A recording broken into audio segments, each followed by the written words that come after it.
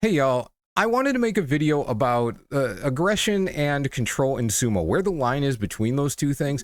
And I'm doing it now after day 5 in September of 2024 because there were some fights last night that really got me thinking about this and act as examples both of where guys lose control and where guys are able to stay in control. And we can see how losing that control can lead to losing matches where you really shouldn't, and staying in control can help you win matches, or at least have a better chance at matches where you might have gotten yourself in trouble. I want to start with Kotoshoho versus Gonoyama. First, let's just watch the fight, and then we'll start talking about it. Gonoyama pushes, he's got the right arm clamped, he's pushing. Oh, Kotoshoho gets out of the way, and Gonoyama goes down. Okay, let's go back to the start. They're mid-tachi, so we'll play it again, and Gonoyama comes in. Now, this is the first thing to look at. Gonoyama's got the hand on the chest, and he's got the arm clamped on the other side. Okay, why is he doing this? Why is this his plan? Well, he wants to push. That's what Gonoyama does. By clamping over on this side, Kotoshoho cannot go this way, but he also can't pull this way because Gonoyama's hanging onto his arm. Okay, great. He's also pushing on the chest as opposed to getting the belt, presumably because he's not that proficient of a belt fighter. And even though an underhand grip on the belt would seem to be exactly the kind of thing that would help you get a guy out, if Kotoshoho bends forward, there's no guarantee he's going to get that grip, whereas Kotoshoho's chest is right there and the push is immediate. So this is to plan. This is what he wants to do. Let's keep going. So he goes. And this is where he starts to get into a problem. All right, he lets go of the right arm. Now, Kotoshoho, we'll back up a few frames because I want you to see where Kotoshoho hits the Tawara. So watch Kotoshoho's feet right here. He hits the Tawara here. And just as that resistance starts to kick in, Gonoyama pushes with his right arm. Now, he lets go with his left. This is not unusual. What he wants to do is push with the right and then swing the left around and get that one involved. What he needs to do to really make this push work is have his momentum focused on Kotoshoho. He needs it pointing at Kotoshoho. Now, has he done that so far? Well, let's back up. So he's pushing Kotoshoho, he spins him around. All right, now it certainly looks at this point like he's going directly at Kotoshoho. All right, cool, very good. Well, now look at this little change. His hips rotate to the left as he moves his right foot forward. Okay, that should be fine. Well, this is where Kotoshoho starts pushing him. And now his momentum is going away. Now his momentum, even though it's not necessarily obvious except for the fact that we're going in super slow-mo, where his momentum had previously been going at Kotoshoho, now it's going in this direction. Now that's not necessarily a loss right there. His feet are still in a good parallel position. He should still have enough balance and power to get Kotoshoho out. But Kotoshoho is trying to defend himself really the only way he can, by pushing on the arm and trying to get out of the way in that direction. Gonoyama has released his arm because he wants the push and then the left-handed push. So this Kotoshoho now has an escape route. As they keep going, Kotoshoho keeps pushing. Oh, he's starting to get away. Now, next thing to look at is Gonoyama's feet. Look at where his feet end up and look at where they end up going. We'll back up. So from here, he's in a decent position, and now as Kotoshoho pushes him, his left foot slides and his right foot comes forward. Now this is what we call a bladed stance. Bladed stance. This is a boxing thing. This is not a wrestling thing.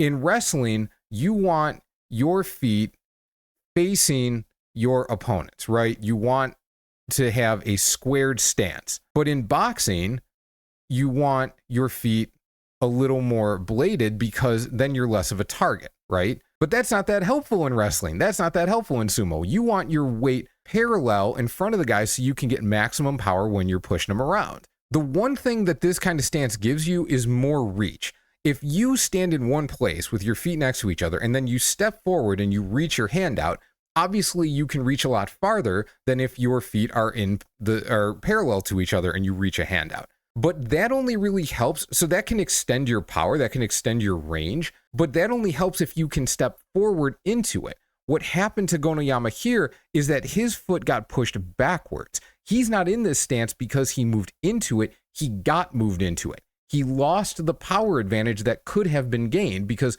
Kota Shoho shoved him into this, and he wasn't able to keep his footing well enough to stay focused, to keep his weight focused on Kota Shoho. So what ends up happening is Kota Shoho grabs his arm, pulls him down, he's out of the way. We back up to the initial pushing. He's got his hand on his face, but as soon as those feet get bladed, there's nothing but the hand that's controlling Kota Shoho anymore. Yes, Kota Shoho is a big, strong guy, and he knows what he's doing, and he's a pretty good wrestler. But Gonoyama, I'm not going to say he needs to understand. He obviously does understand, but for some reason, it doesn't click consistently. There are mistakes that he makes, gets a little too aggressive. He gets a little too hell-bent on making that one push right away.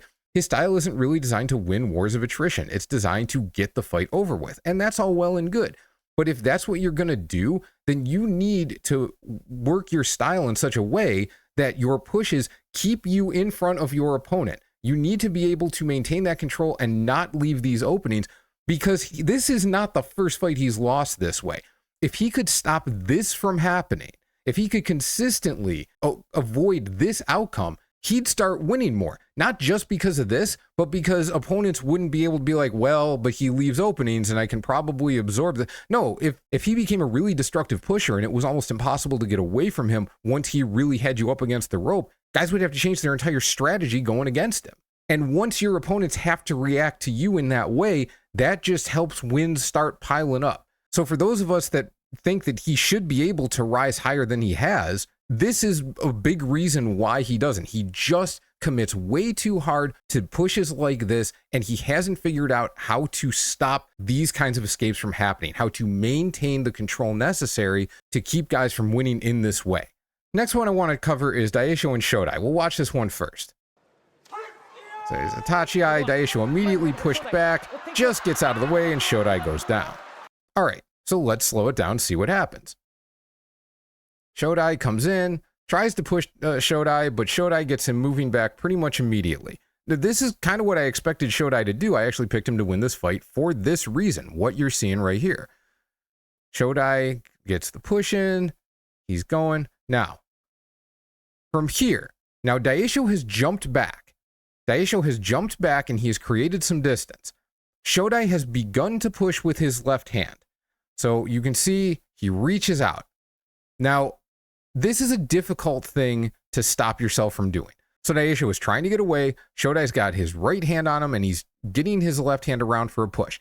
Now he flexes it back. This is the point. If he was going to stop the push, if he was going to abort that push attempt, this is where he was going to have to do it. But he doesn't. And what ends up happening is he doesn't get his left foot forward. He just reaches and it's a little too far. So let's back up one more time. And we'll bust out the arrows. So here, at this point, he could stop it. He could say, nope, we're not going to push anymore, but he doesn't. So what he really needs to do with Daisho going backwards is he needs his left hand to come forward, but he needs his left foot to come forward with it. If you are a competitor or you just practice any combat sport, footwork is primary, and this is why. We see Shodai reach forward, but his foot doesn't move. Let's look at it again. Watch the arm, watch the foot.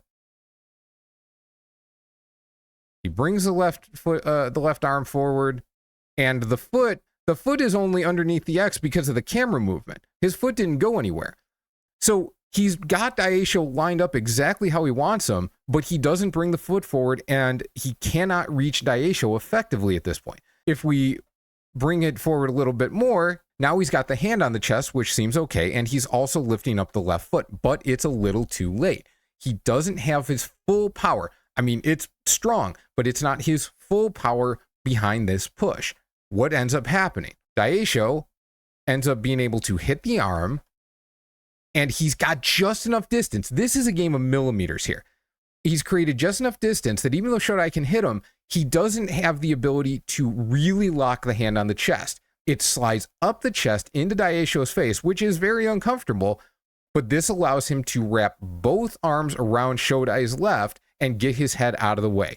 From there, he just pulls on the arm, he gets the Totari. Shodai tries to save himself, but he's already going forward too much. But Shodai really lost the fight here. He goes in, he tries to push, Daisho just makes a little slap at the hands, and he's just going back faster than Shodai's coming forward. And when Shodai doesn't bring that left foot forward and he just reaches with the arm, he's not able to get enough juice behind the push and Daisho gets away.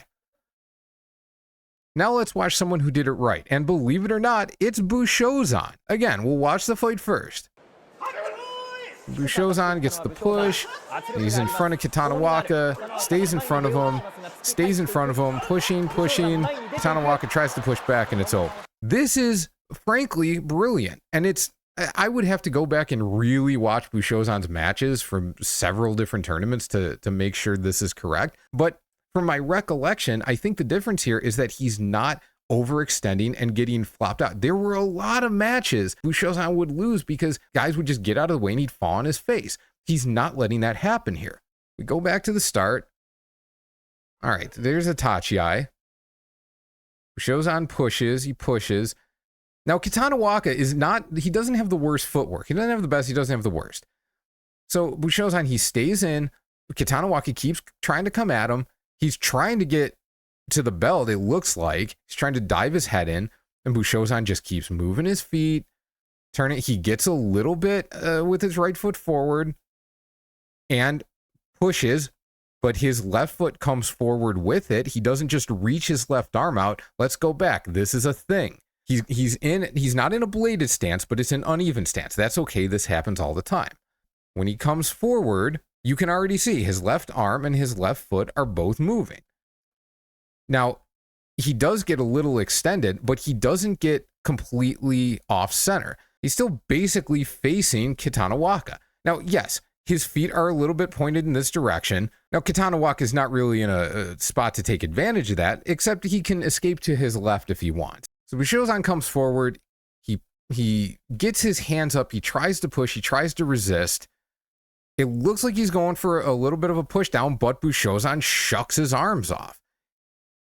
He's coming forward. This is a big thing for Bushozan. He's a very forward, always forward kind of guy. But the reason why he would lose sometimes flopping on his face is that he wouldn't defend himself against that kind of pull down. This time, immediately, as soon as Kitanawaka's hands start to get towards the back of his head, nope, your hands are getting off of my head. But he doesn't stop him from coming forward. Gets his head in the chest. Kitanawaka's fallen back again. He tries to stand up to him. And Bushozan, just his weight stays in front of him, and out goes Kitanawaka. Now, Kitanawaka was less inclined to try and get away from Bushozan in this case, so that did help. But you could see how Bushozan was not getting too aggressive. He was being aggressive. He was coming forward. That's the way he wants to fight. But he wasn't overdoing it. He just didn't give Kitanawaka a way to escape. If you know other combat sports and you hear things like, make sure you control the ring, control the cage, keep him in a corner, stuff like that. That's exactly what Bushozan did. And it's hard to keep a guy in a corner when the ring is round. So props to him for that. This was good control. This is a good example of what guys like Gonoyama. I can't believe I'm saying this, but Bushozan did what Gonoyama should be doing. Whoever thought that would happen? And now finally, we've got Kotozakura versus Oho. I'm not going to play the whole fight because it's a little bit long, and really the part that we're looking for is at the start. So let's play it up to that point. So Kotozakura is getting pushed back a little bit, but that's okay. That happens a lot. He's going for the belt. They're fighting.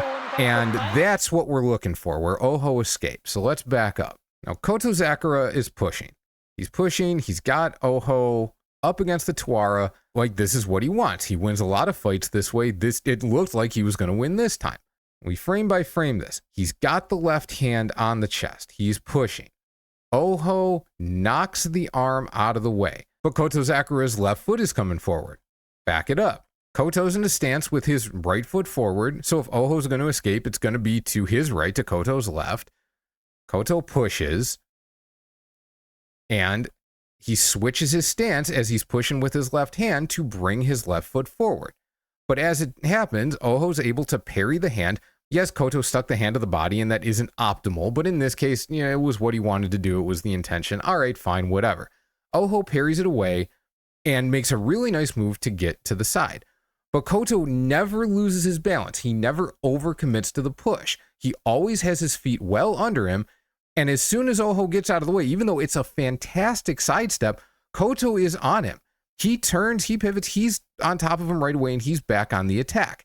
Now from here, Oho was able to win the match, and by the end, the main reason he was able to get Koto out, and Koto wasn't really defending himself well, was that Koto was clearly very tired. And that's why some guys do overcommit to the attack, because if they end up in that kind of long fight, they figure they're at a disadvantage. Their stamina is not going to last long enough. But that doesn't change the fact that in this case, if Koto had really pushed super hard into that parry, he probably would have gone out similarly to the way Shodai did, and then the fight would have just been over. In this case, he didn't overcommit. He was still in the fight, and even though he ended up losing, he gave himself the best chance to win. The fact he didn't win doesn't change that.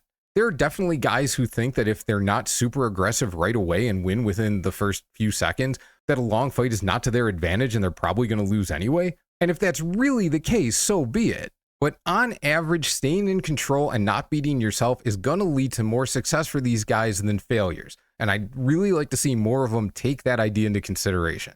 Well, that'll do it for our little aggressiveness versus control breakdown. Hope you enjoyed it. Keep checking out our community posts and our new shorts that we've been putting out every day for the Basho. Other than that, have a great day, and I will see you soon.